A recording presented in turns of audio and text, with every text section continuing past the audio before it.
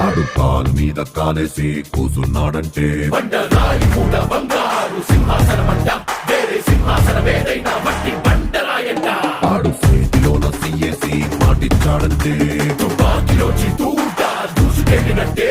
ఆ తూటలాగే మాట కూడా ఎనక్కి రానట్టే